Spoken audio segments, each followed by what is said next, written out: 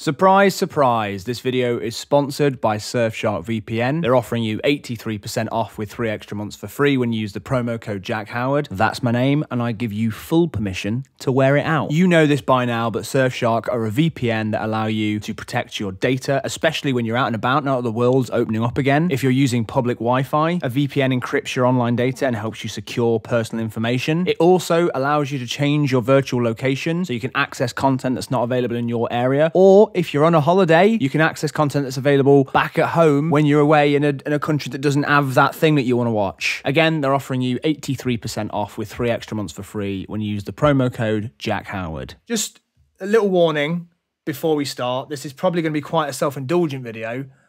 I might refer to myself in the third person more than once, but hopefully it will provide the necessary context for what it is that I'd like to say to you. Because contrary to popular belief, despite the fact that I've had a YouTube channel for well over 10 years, I don't really like making videos where I talk about myself. These are harder for me to make than you might expect. But anyway, for the last year or so, I have really actively been trying to forge a path for myself as a director. If we go back to 2017, we just finished making Jack and Dean of All Trades Season 2, and I naively thought that we would be able to get another thing made, potentially at a bigger channel, or that I'd be able to throw my name in the hat to direct other people's projects.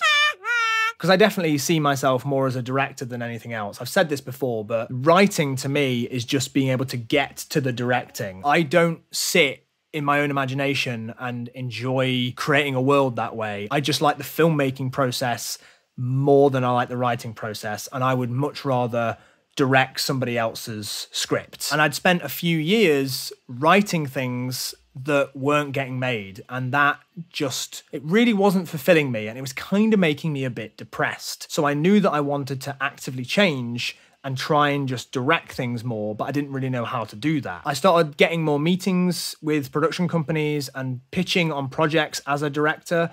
And something that kept coming up, or at least this is how it felt, was that there was this weird separation issue between Jack the performer and Jack the filmmaker. Because I know so much more of my time and my energy is spent on the craft of making videos than it is being in the videos. Take a Jack and Dean sketch, for example. There's writing the scripts, communicating with the crew, hiring them, directing on the day, editing the video, and then performing in the video is just a small part of it. However, when it's done, obviously, what you're seeing is Jack's in this video, and you don't get to see all the other stuff, which is totally understandable. But I guess I thought that people who worked in production companies would understand all the different plates that I was spinning. And I think a fear of mine that I had was people thought that I couldn't direct something that I wasn't in, because I hadn't really done much of that. And then 2020 happened. The situation happened. Capital T, capital S. So that kind of forced me to do things a different way, as it did everybody. So I managed to direct a handful of music videos.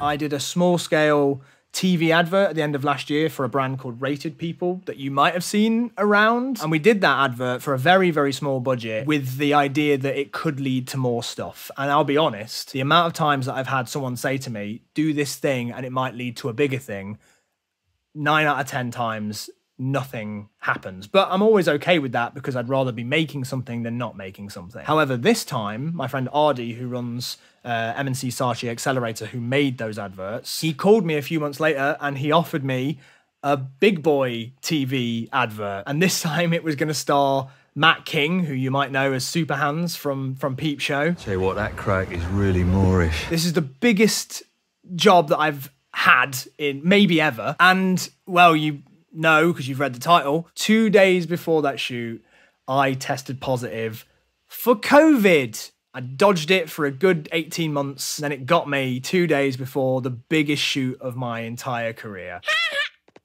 Cool. So now, neither me nor Sophie, who produced it with me, could be on set. So we started scrambling around trying to find replacements for ourselves and for other members of crew as well, 2 days before we were supposed to be there. I contacted my friend Sammy Paul, who's a filmmaker that you might know of, who I completely trusted to run a shoot like this. We went through everything together, the shot list, the storyboards, everything. He was prepared to do it the following day. And then that evening, he got ill. Hello, mate. Listen, it's currently 4:30 in the morning. I have yet to fall asleep because I've been having really awful pain in my chest and in my stomach. And I don't know what the fuck it is, but I'm being unable to sleep. I've been vomiting. He had to take himself to A&E. He's okay now, thankfully. But I woke up on the day of the shoot at like 6 AM with voice notes from Sammy. I am fucked. Like, there's no way I can do it. So everything that could go wrong with the shoot did go wrong. It was really quite difficult and quite stressful. Luckily, me and Kieran O'Brien, who's my DOP, had done so much prep that basically on the day it felt like we were just ticking things off. We knew exactly what we were getting. My first assistant director, who came in and saved the day, was so brilliant at running the schedule and keeping everybody on track. It was also the day that England were playing to get into the final of the Euros, when we thought that football might still come home, so everyone was very motivated to finish on time. On the day as well, they managed to sync up one of the monitors to a Zoom link, so I could just watch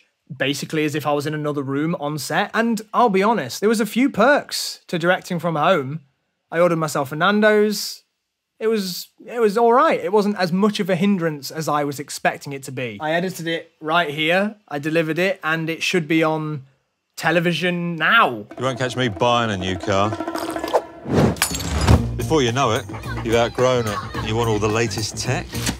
Nah, I'm a lease man, mate. Lease a brand new car from Zen Auto with flexible pricing tailored to your budget. Then after 3 years, you can change it for something new. What are you doing? Well, them. Not my real family, actors. Want a new car you can change at the speed of life? Don't buy it, Zen it. Search Zen Auto. If you're in the UK, you might just see it around. If you do, please let me know, because I don't really watch normal telly, so I doubt I'll ever see it just pop up, which is a shame because I've never made something and just seen it around before. But if you do, please video it and send it to me on Twitter or Instagram or something. I'd love to see it. And now I'm about to direct a series of sketches for Comedy Central, which is really exciting, especially because I've never had a job finish, a directing job finish, and then had another one start basically immediately. I've always had like some time in between work where I'm like, ugh, what am I going to do next? Is this it?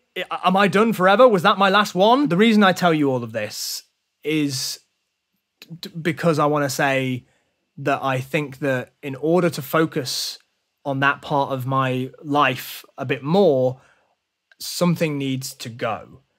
And I think that something is making YouTube videos. Over the pandemic and over the lockdown, going back to this more frequently. I think I've made videos more frequently in the last 18 months than I ever have. It's been so helpful for me as an outlet and financially as well. Like Surfshark aren't just a sponsor, like they genuinely have been instrumental in me being able to continue doing stuff. This has been serving for a long time as essentially like a part-time job that allows me to do other stuff. And right now it feels like I don't need the part-time job anymore. And I don't want any of this to sound like I'm ungrateful or dismissive of any of this sort of stuff, because I wouldn't have the opportunities that I have without YouTube and without you being here supporting all the stuff that I've done. I'm so grateful for it. But there's got to be a time, I think, when you decide to put it down. And I didn't want to call this video I'm quitting YouTube or goodbye or my last video, because I don't think that's what this is, and I don't think that's what I'm doing. I'm not leaving. I'm not saying goodbye. I'm not being like, screw you. I'm making sketches for Comedy Central now. I'm making adverts with super hands in them. What I'm saying is I just want to have, I think, the confidence to be like, I don't need to fall back on this. I'm allowed to move on. I'm allowed to move forward. It's something that I felt for a little while. It's something I tried to express in my Bo Burnham video, that I feel like this activity is something that's left over from childhood, and it's something I've felt for a little while, but I haven't allowed myself to action it. I actually talked about it in therapy quite a lot. Being in front of a camera, the reason why Inside hit so hard for me, those tantrums that he has, I've had them. I've had them a little bit while trying to make this, and making the stuff that I'm making outside of YouTube feels more appropriate for Jack now. I told you I was going to talk about myself in the third person a lot. I've done it a lot. But yeah, that's kind of it. I'm putting this on pause. The thing that keeps coming to mind is Del Boy being like, let's call it bonjour. Well, goodbye. Hey, no, not goodbye, Margaret. No, just bonjour. which is such a old reference. I hope you understand. I'm very excited for whatever's going to come next. If you want to keep in touch with me on things, I will be on Twitter and Instagram. I'm around. I just not here for a bit. But who knows? Anyway, waffle over. Thank you so much for being here, and I will see you soon.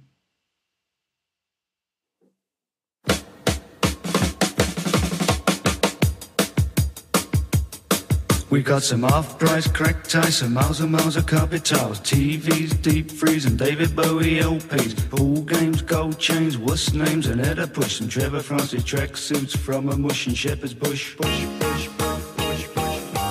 No income tax.